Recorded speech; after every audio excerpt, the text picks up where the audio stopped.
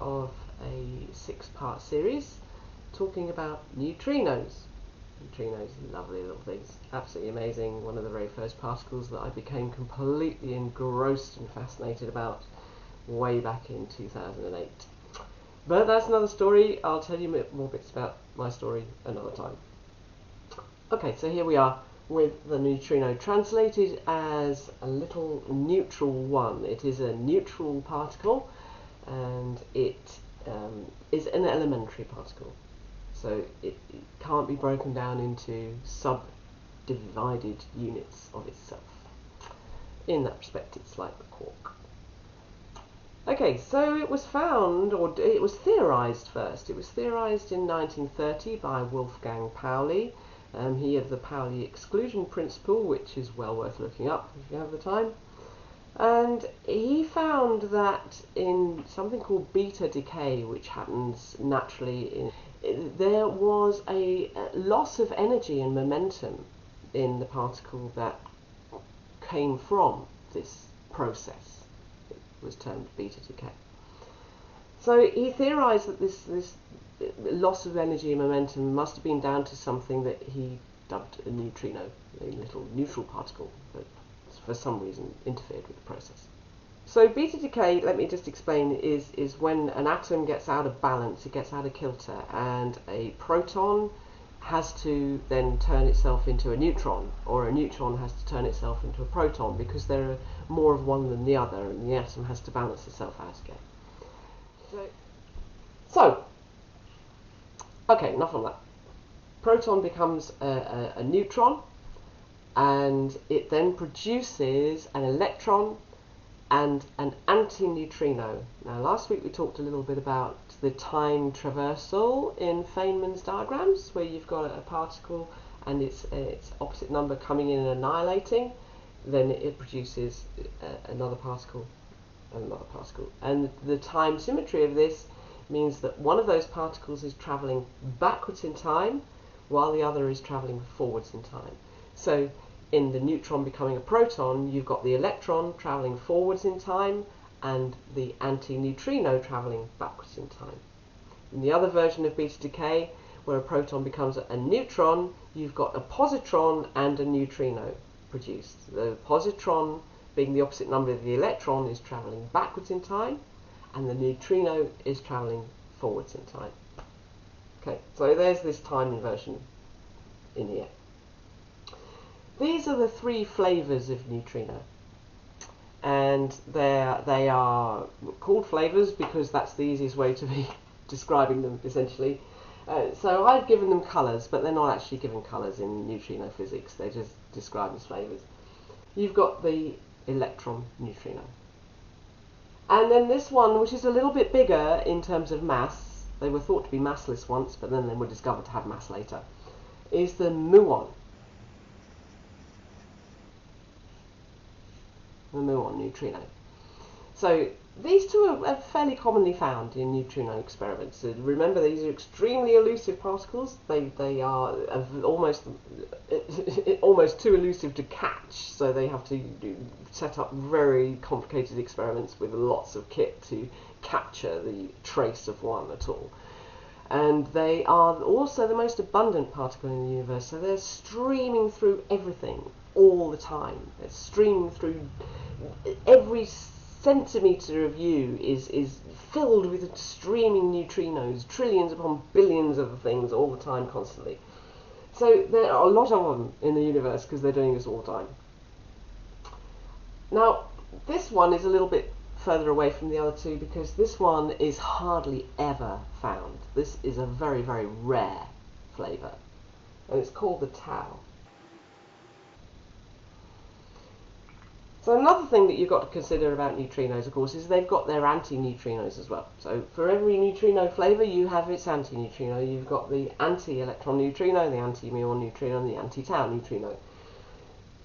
Under normal mass order, the electron neutrino is the lightest of these 3.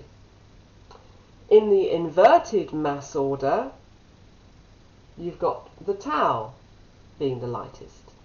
As I say, you've got the masses are different here. You've got the electron neutrino being what it is, the muon neutrino being a little bit heavier or lighter if you're going this way, and the tau gargantuan, huge, just like the beauty and truth quarks we talked about.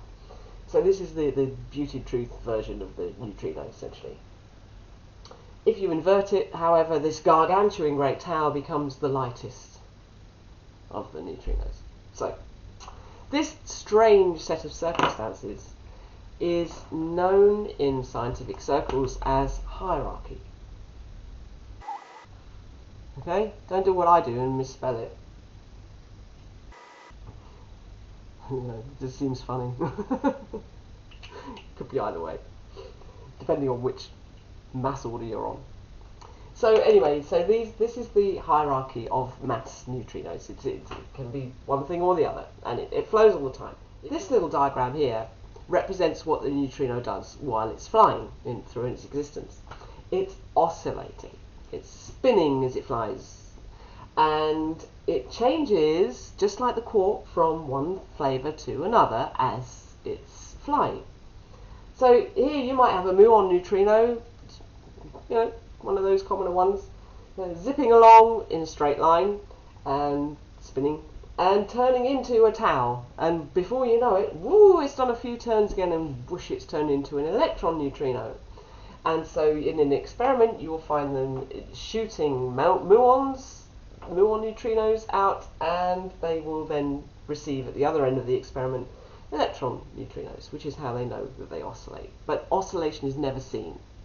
It's never detected actually directly. You cannot see oscillation happening, just like you can't see the evolution of a species happening in front of you. You cannot detect the oscillation of a neutrino. So it's all a bit of a mystery. But oscillation is really important, so I must write it down. Oscillation. Okay, so the questions come in now, because we talked about the quark and the quark field, and we talked about it being subjected to the strong force. These little gluons that hold quarks together also allow them to be changing flavours between each other all the time. So you've got red quarks and green quarks and blue quarks all intermingling and changing from one thing to another pretty constantly. Okay, and this is 27% of our mass, the mass of everything around us, made of these things. They are the building blocks of the proton and the neutron at the centre of the atom. And at the same time that you've got these fluxing, flowing around and changing, you've also got the neutrino changing from one thing to another as it streams in all its billions, unfathomable trillion zillions through every square centimetre of everything that exists. Okay, so what's going on there? Well, I want to touch on something called CP violation, charge parity violation. In the neutrino field, it's subject to or affected by, influenced, reacts within the weak force, which is one of the four forces of nature. And within the weak force field where neutrinos live, symmetry doesn't really exist. So CP violation, charge parity violation, charge being the actual current charge electric part of it, and parity being the way in which it turns, the position of it in its trajectory. These things are not symmetrical. In an ideal world of physics, they would be. The physicists would love the symmetry to apply to everything, it's neutrinos and their antineutrinos, for instance, in order for the maths to work effectively. But nature just doesn't seem to like symmetry very much, so it won't let it happen in the weak force field.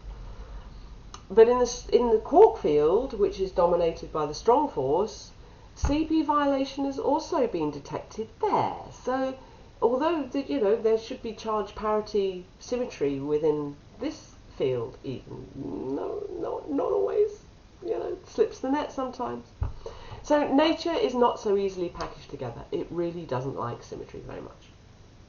What is happening here in this unseen oscillation process that happens with the neutrino, and this unseen flavour mixing process, which is exactly the same thing really, but in a sedentary fashion, that happens within the quark field, Could there not be some kind of information exchange going on between these fields, given that there is so much interaction and so much flux going on behind the scenes? Anyway, that's where I'm going to leave it for today. You can find Quantumology wherever you like to look. You can find it on your search engine, .org and .net, and please join the Facebook group if you're on Facebook. But you know, who knows, by the time you see this there may not be a Facebook anymore. It could have oscillated into something completely different. Whatever you're doing, have fun with your day. Thank you very much for watching, and I'll see you again soon.